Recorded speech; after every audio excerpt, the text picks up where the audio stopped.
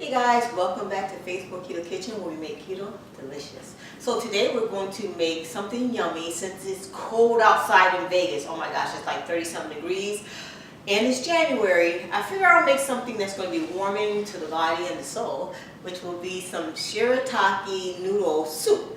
We call it Shirataki Ramen Soup on our website, or ramen bowl, but this is really super simple and delicious. So what you'll need is some Shirataki noodles. So if you don't know what Shirataki noodles are, this is by a company called Miracle Noodle, and there's other noodles out there as well, and there's a discount code below because I'm an affiliate with them, and this is so that you can have a pasta feel or pasta taste when you're on doing a ketogenic diet or low carb diet. And it stands up like a pasta as well, and the thing about it is though, you have to rinse them off. So there's a small technique on how to cook these, but what you do is rinse them off really well, pan fry them like till they dry out really good, and then you can use them, and it gets rid of the smell because they have this different like ammonia type smell to keep them good in the packages. But other than that, they're great, really useful, especially when you miss pasta, okay? At least until I figure out a pasta recipe. Okay guys, so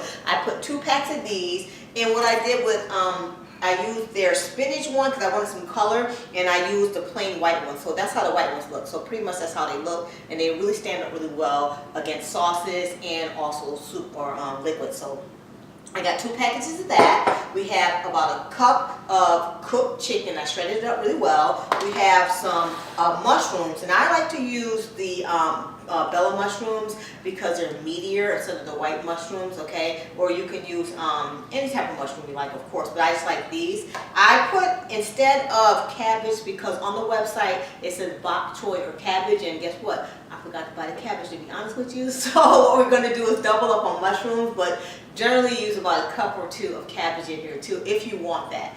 And so we're going to do mushrooms instead. We're going to use some chili paste, which is good. This is a garlic chili paste. You can find this at any grocery store in the Asian aisle. So this is really yummy. And we're going to use about 3 cups of chicken broth.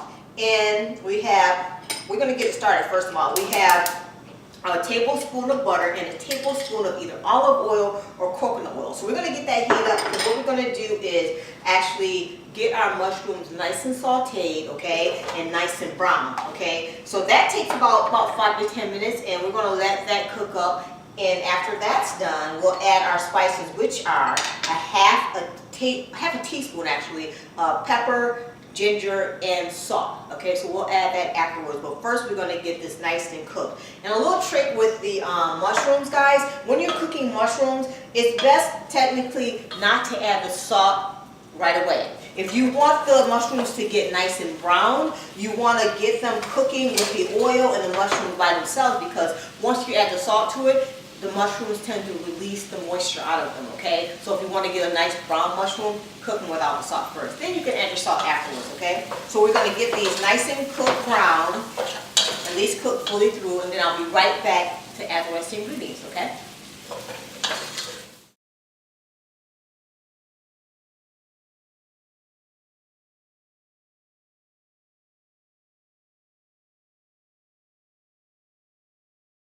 Okay, so the mushrooms are nice and brown, and almost all the liquid from the mushroom have absorbed. So we're going to put our 1 teaspoon of ginger, 1 teaspoon of salt and pepper each, and we're going to add that to it so it can absorb all that good flavor and spices.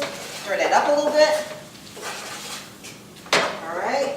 Then we're going to add to the pot about, let's try, I think I want it spicy, so I'm going to do about 2 teaspoons of this garlic chili sauce.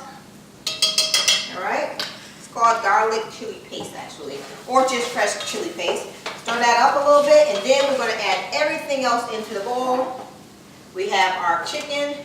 I upped the chicken too. On the website it says half a cup of the chicken, but I upped the chicken too because I wanted a little more chicken flavor in there. And we're going to put our, it's 2 packages of that Shirataki mushrooms. Shirataki noodles. Have you guys tried Shirataki noodles before? Have you ever eaten these Like, I know some of them are out there, they're definitely gluten-free, no calories in it, which is really great when you're trying to cut your calories, and and especially when you're trying to not eat soy. It's vegan-free, and it's just delicious. It tastes good. It's acquired taste for some, but once you start eating them, you'll get used to them, and they really taste good, especially in this dish, because it makes it taste really Asian-y. So you're gonna stir all that together and let it absorb on there.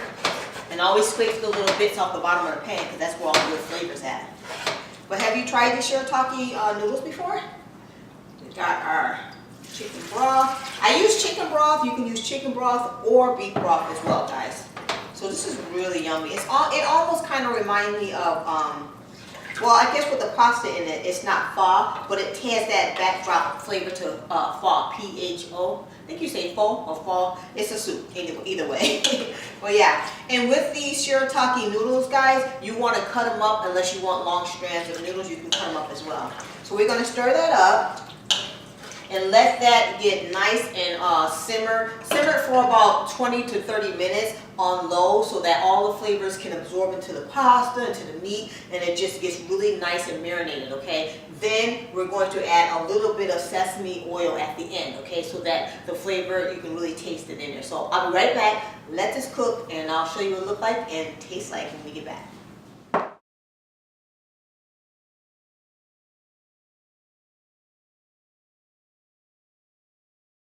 Okay, so our soup has been simmering for about 30-40 minutes. The longer you let it simmer, you'll get more depth of flavor, and it looks and smells delicious. So what I'm going to do is just do a little drizzle of this pure sesame oil. It's toasted, just to give it that little more umami, just a little bit, okay? You can put as much as less as you like, but you don't want to put too much sesame oil, because then it'll overpower it. So just enough to give it that little backdrop, guys. Okay, and we're going to turn this off. Got our bowl. So last time I went out to eat some of this delicious soup, and it wasn't Shirataki noodles, this was pre-keto. Well, last time I got a nice big bowl of war soup, it's called. They had, and a nice bowl of, I forgot what it was called. It was like a nice, I think it was sweet and sour, I can't remember, but it was a delicious bowl of soup that I got from an Asian restaurant, guys. And they happen to have the soup in the bowl. They put a little bit of the scallions on there, like we're going to do today. And they happen to have a 2 or 1 whole boiled egg cut in half. So I'm going to do it like that. That's the way it looks like on my website. So I'm going to give it a try and show you, or tell you what it tastes like. Oh, wait. And a few sesame seeds. Because why not? Just to make it a little more fancier. Alright, guys. We're going to give it a try. Oh, man. It smells, look, smell of vision, guys. Check it out. It smells really good. And it's so warm. Oh man, it's really good. The minute it touches your tongue, it's like a burst of flavor in your mouth. That chicken is delicious in there. The mushrooms really gives it that depth of flavor, guys. It's so rich and so, it's like almost like smoky because of that, what do we put in here, guys? The chili garlic sauce. Really good, guys. Tasty, and you know those noodles actually absorb a lot of the flavor, so it tastes fantastic, nice and warm. Definitely make this one, guys. It's so delicious and it's so comforting, especially for the winter weather. You'll definitely love it. So if you like this video though, give it a thumbs up.